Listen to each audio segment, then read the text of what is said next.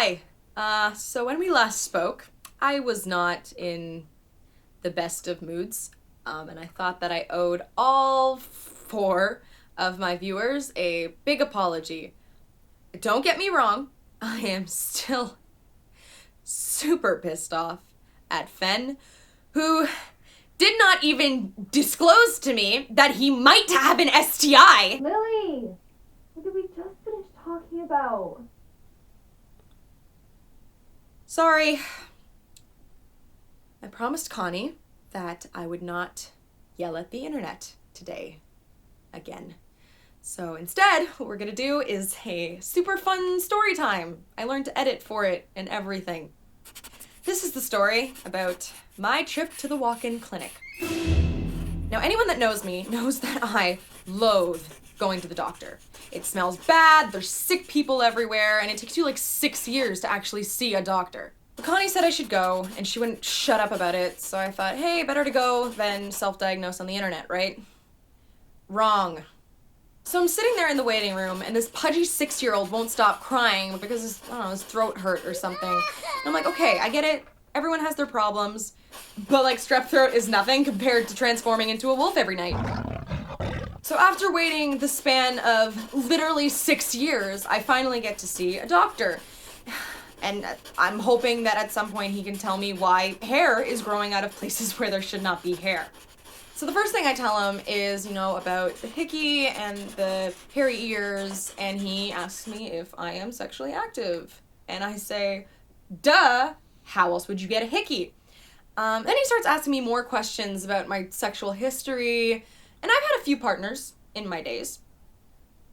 But then he says, if I'm sick, it's my own fault for sleeping around and not being careful. What the fuck? Lillian! There are so many things wrong with what he said that I can't even. But, he's the doctor, so I try and bite my tongue. He says I probably don't have lycanthropy because only like 0.001% of the population has it or something. But I insist, so he takes some blood, and then he jokes that if it comes back positive, he'll send me to the vet.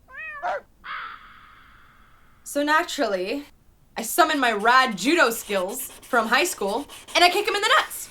Hey! I kicked the doctor in the nuts. So here I am, banned from the walk-in clinic, no blood results, and self-diagnosing my STI on the internet.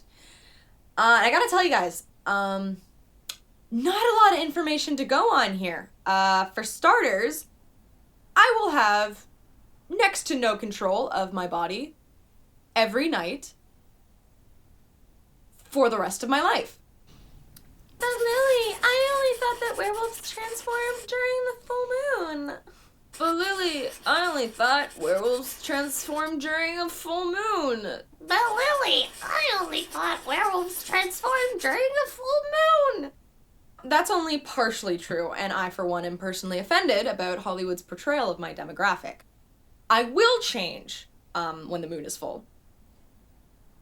But lycanthropy is a viral infection, and according to my biochem class, a viral infection lays dormant until it is triggered, and the trigger is moonlight.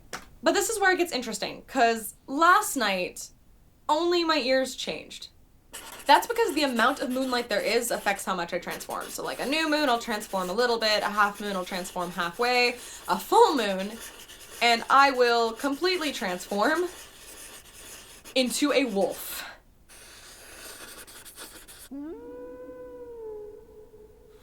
Wow. For example, tonight is a crescent moon. Let me show you. So I have now opened the window. And I'm already changing. Oh, wow. So if this sounds like a whole load of science bull to you, that's okay, because scientists don't really know what's going on either. That's why there is no medication. Or here! Oh! Are you okay in there? Yeah, no, I'm dead! rearranging themselves to accommodate for digestion of raw meat. So the internet didn't have much to say about how I'm gonna change or when, and I could ask Fen, but let's face it, I'll kill him if I ever see him again. Oh, that literal son of a bitch brings me to my next point, actually, which is lycanthropy. How it spreads and how you can prevent it. So lycanthropy, like any other STI, is spread through bodily fluids. So it's only contagious after those infected have had the virus triggered by moonlight. So it's totally safe to have sex during the day.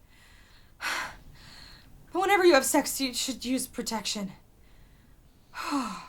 Also, it is recommended to avoid the giving and receiving of love bites.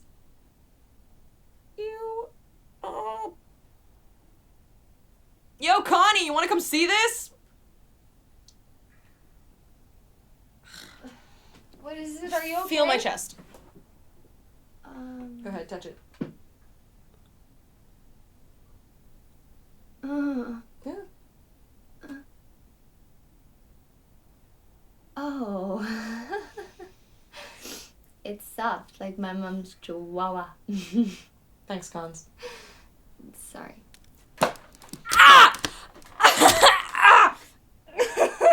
Ow!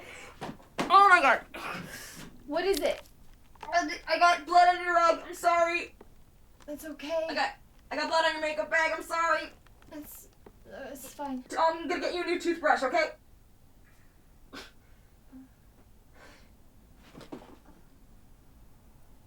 Holy shit. What is it? I can't see anything. Oh. Oh no. Wow. Ow. They're a little sharp. Anyway, it was Connie's suggestion that I stop using my aunt's webcam for nothing but ranting. So introducing a new educational vlog series, Lily's Second Puberty. Working title. So, fingers crossed the transformation is done for the night. You know what I could really go for right now? It's a raw steak. Ew, Lillian.